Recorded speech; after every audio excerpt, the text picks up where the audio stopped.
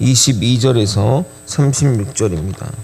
요한복음 3장 22절에서 36절입니다. 저와 번갈아 교독하고 마지막 절 함께 읽겠습니다. 그 후에 예수께서 제자들과 유대 땅으로 가서 거기 함께 유하시며 세례를 베푸시더라. 요한도 살렘 가까운 에논에서 세례를 베푸니 거기 물이 많음이라. 그러므로 사람들이 와서 세례를 받더라. 요한이 아직 옥에 갇히지 아니하였더라. 이에 요한의 제자 중에서 한 유대인과 더불어 정결 예식에 대하여 변론이 되었더니 그들이 요한에게 가서 이르되 랍비여, 선생님과 함께 요단강 저편에 있던 이 곧 선생이 증언하시던 이가 세례를 베풀매 사람이 다 그에게로 가더이다. 요한이 대답하여 이르되 만일 하늘에서 주신 바 아니면 사람이 아무것도 받을 수 없느니라. 내가 말한 바 나는 그리스도가 아니요 그의 앞에 보내심을 받은 자라고 한 것을 증언할 자는 너희니라. 신부를 취하는 자는 신랑이나 서서 신랑의 음성을 듣는 친구가 크게 기뻐하나니 나는 이러한 기쁨으로 충만하였노라. 그는 흥하여야 하겠고 나는 쇠하여야 하리라 하니라. 이로부터 오시는 이는 만물 위에 계시고 땅에서 난 이는 땅에 속하여 땅에 속한 것을 말하느니라. 하늘로부터 오시는 이는 만물 위에 계시나니 그가 친히 보고 들은 것을 증언하되 그의 증언을 받는 자가 없도다. 그의 증언을 받는 자는 하나님이 참 되시다는 것을 인쳤느니라. 하나님이 보내신 이는 하나님의 말씀을 하나니 이는 하나님이 성령을 한량없이 주심이니라. 아버지께서 아들을 사랑하사 만물을 다 그의 손에 주셨으니 함께 읽겠습니다. 아들을 믿는 자는 영생이 있고 아들에게 순종하지 아니한 자는 영생을 보지 못하고 도리어 하나님의 진노가 그 위에 머물러 있느니라. 아멘. 사도 요한은 세례 요한의 제자인 걸로 학자들은 봅니다. 그래서 다른 복음서와 달리 세례 요한에 대한 내용과 분량이 많고 구체적인 심리 상태를 알 수 있는 정황들이 기록되어 있는 것이 아닌가 생각합니다. 특별히 요한복음에는 다른 공간 복음서에 기록되지 않은 장면들이 있는데 오늘 본문도 바로 그런 장면 중에 하나입니다. 마태, 마가, 누가는 세례 요한의 사역과 예수님의 사역이 구분이 됩니다. 예수님의 세례를 전후로 세례 요한의 사역은 감방에 갇히는 걸로 퇴장하는데 예수님의 사역이 시작되나 그리고 예수님의 사역이 시작이 되나 오늘 본문을 보게 되면 이 둘의 사역의 기간이 겹치는 것을 볼 수 있습니다. 사실 오늘 본문은 여러분의 입장에서보다는 저의 입장에서 사역자의 입장에서 너무나 현실적으로 다가오는 본문입니다. 내 뒤를 이어가는 사람이 사람들의 더 지지를 받고 더 사랑을 받는다면 나는 어떻게 할까? 내가 은퇴하고 떠난 후면 모르지만 내가 사역하는 가운데 이런 일이 벌어진다면 어떻게 할까? 더 구체적으로 거제 소망교회 성도분들이 옆에 교회에 새로 부임한 목사님이 좋다고 간다면 나는 어떤 기분이 들까? 물론 지금 벌어지지 않는 일들을 상정하여 고민하는 것이 그런 무슨 쓸데없는 고민이냐 생각할 수 있지만 설교자는 항상 그 말씀을 자기에게 적용하면서 나는 이러면은 어떻게 할까? 나도 저렇게 됐을 때 어떻게 하지? 라고 고민하며 말씀을 준비하기에 이러한 생각들이 꼭 나쁘다고는 생각되지 않습니다. 저는 오늘 본문에 내가 세례 요한이라면 어떻게 할까를 대입하며 말씀을 전하고자 합니다. 어떤 결론이 나올지 모르지만 분명 하나님이 인도하시는 좋은 결론이 있으리라 생각합니다. 사역자가 되어서 좋은 것 중에 하나는 뭐냐면 정말 성도들이 잘 되는 것이 기쁘다는 겁니다. 인간의 심리는 사촌이 땅을 사도 배 아픈 것이 정상인데 저는 성도들이 땅을 사고 또 땅을 사서 올랐다고 하면 내일처럼 기쁘고 진급을 하거나 좋은 일이 있으면 너무 좋고 잘 되기를 진심으로 바랍니다.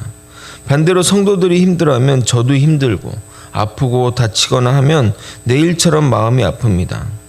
저의 이런 모습을 보면서 여러분들은 참 어떤 생각이 드십니까? 참된 목자이시구나라고 생각할 겁니다. 저도 그렇게 생각합니다. 그러면서 제가 생각하기를 내가 믿음이 성장해서 세속적인 욕망과 세상의 욕심이 없고 오직 주만 바라보는구나 라고 생각했습니다. 정말 그럴까요? 그런데 스스로 생각해 보았습니다.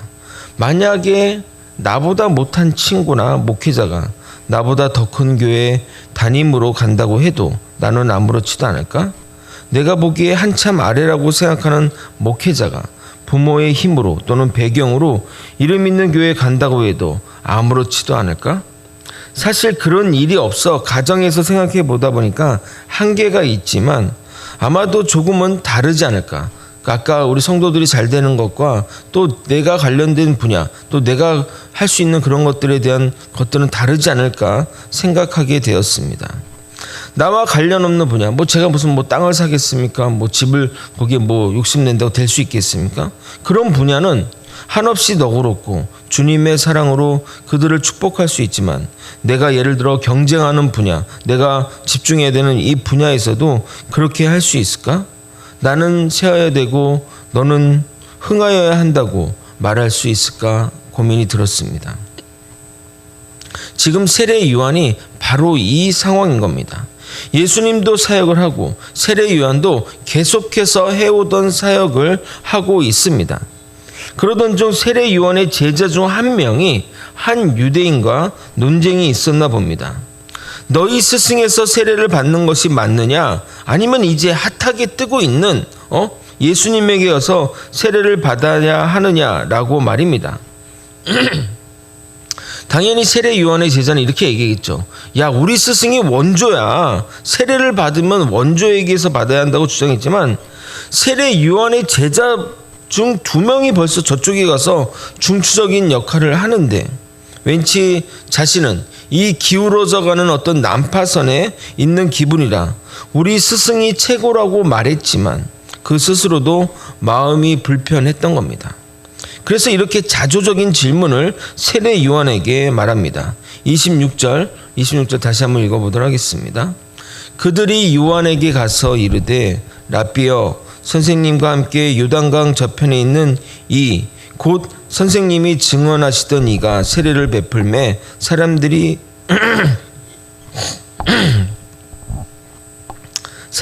다 그에게 가더이다. 차라리 예수님의 사역을 흥하는 것을 보지 않으면 그래도 괜찮은 연만 누구보다 예수께로 사람들이 몰려가는 것을 보고 알고 있는 세례 요한에게는 정말 피하고 싶을 질문이었을 것입니다. 마태복음 3장에 보면 사람들이 자기한테 온 곳곳에서 자기한테 몰려왔는데 말입니다. 에이 목사님, 너무 목사님의 감정을 성경 인물에 주입하는 것 아닌가요? 하실지 모르지만 여러분, 성경의 인물은 그냥 무슨 캐릭터나 그냥 기계적인 인물이 아닙니다. 그들도 고민과 고뇌가 있고 또 실패를 하여 사역을 피해 도망가기도 하고 실수도 합니다. 누가복음 7장에 보게 되면 세례 요한이 감옥에 갇힌 상태에서 이 예수님이 정말 내가 생각하는 그리스도가 맞는가? 자기가 생각한 것과 너무 좀 다른 모습들을 자꾸 이제 보여주시니까 죽어야 된다 자꾸 이런 좀 다른 모습을 자꾸 보여주니까 의구심을 품는 장면도 나옵니다.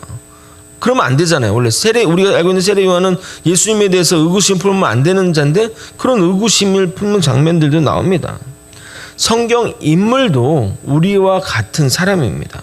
이 점을 놓쳐서는 안 됩니다. 요즘 많은 교회가 리더십이 교체되는 이 과정 속에서 많은 분란을 겪고 있습니다. 저희 장모님이 다니는 교회도 목사님이 바뀐 지 5년이 됐는데 아직도 전 목사님의 그늘에서 벗어나지 못해 사소한 것도 담임 목사 마음대로 바꾸지 못한다고 합니다. 교회 세습도 어쩌면 큰 틀에서 보게 되면 이런 이유들이 상당 부분 차지합니다. 자신의 영향력이 사라지는 것에 대한 두려움과 불안 때문에 놓지 못하고 계속해서 영향력을 미치려고 하니 은퇴에도 자신의 자리를 빼지 않거나 세습과 같은 방법으로 영향력을 유지하려는 것입니다. 이로 인해 성도들의 마음이 갈라지고 분열이 생기는 겁니다. 참고로 저는 사역을 내려놓으면 아프리카로 갈 것입니다. 아무도 찾지 않는 곳, 오고 싶어도 올 수 없는 곳으로 갈 것입니다. 서울에서 거제로 왔는데도 자주 찾아오는 마당에 아프리카 가야 안 오지 않겠습니까? 그냥 혼자 그렇게 생각해 봅니다. 제자의 이 질문에 우리가 알고 있는 세례 요한의 답변이 이어지게 됩니다. 27절 여러분이 읽어보도록 하겠습니다. 함께 읽겠습니다. 요한이 대답하여 이르되 만일 하늘에서 주신 바 아니면 사람이 아무것도 받을 수 없느니라.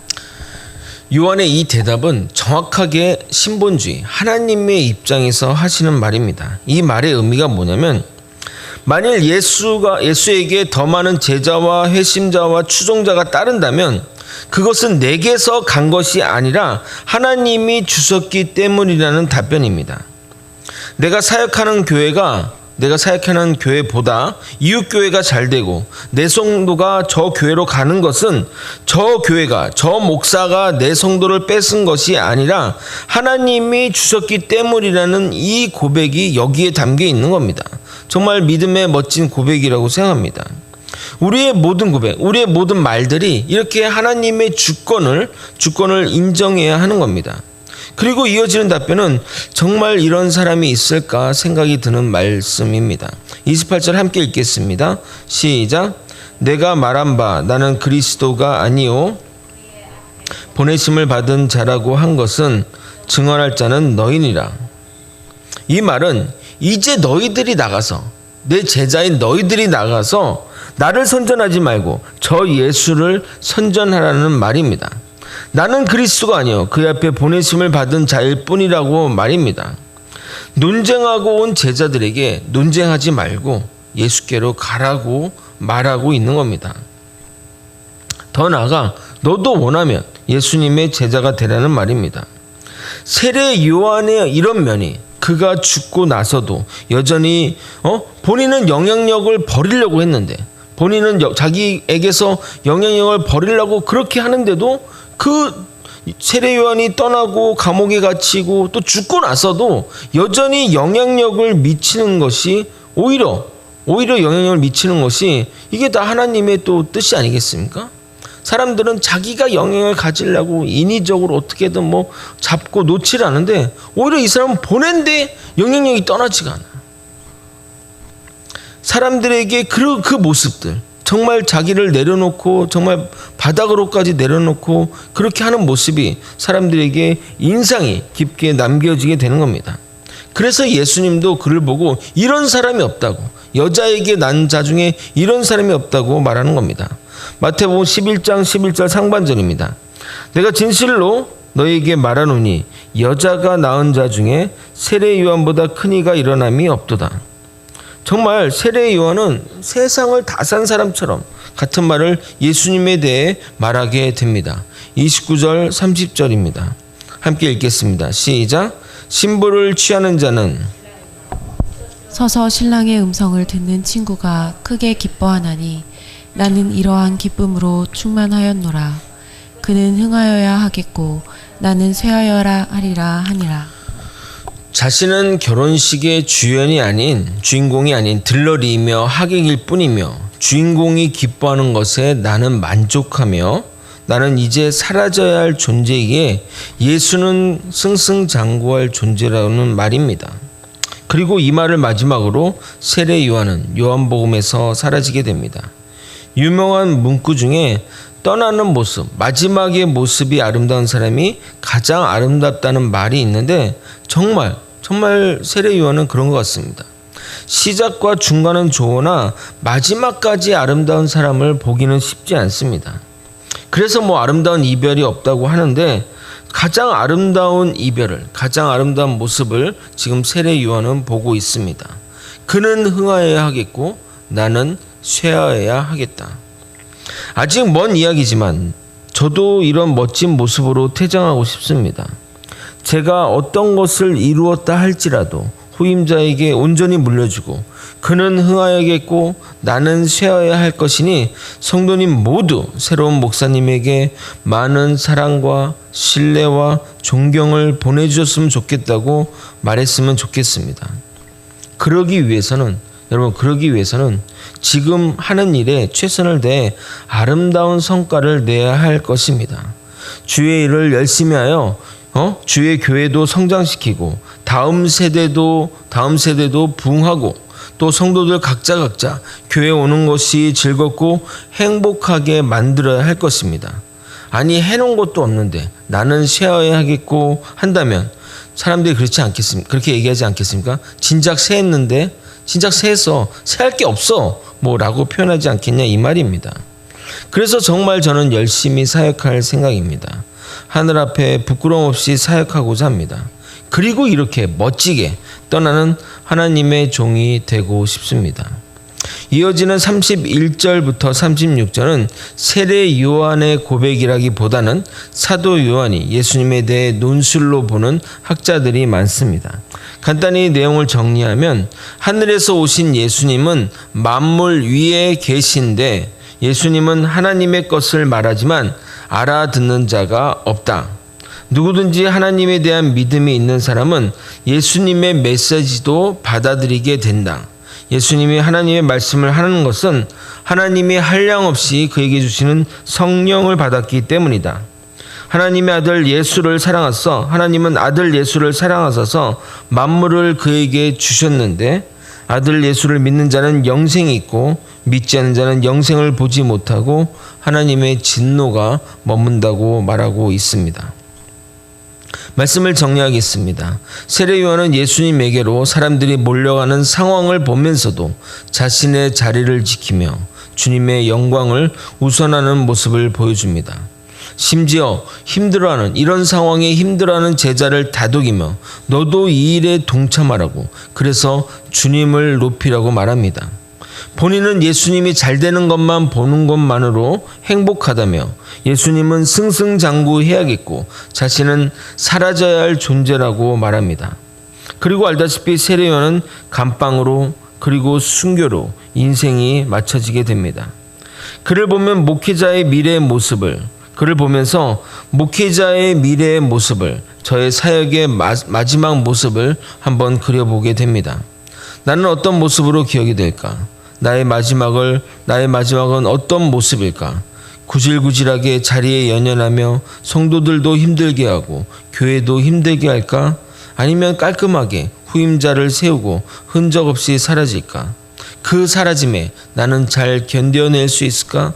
여러 생각이 들게 한 시간이었습니다.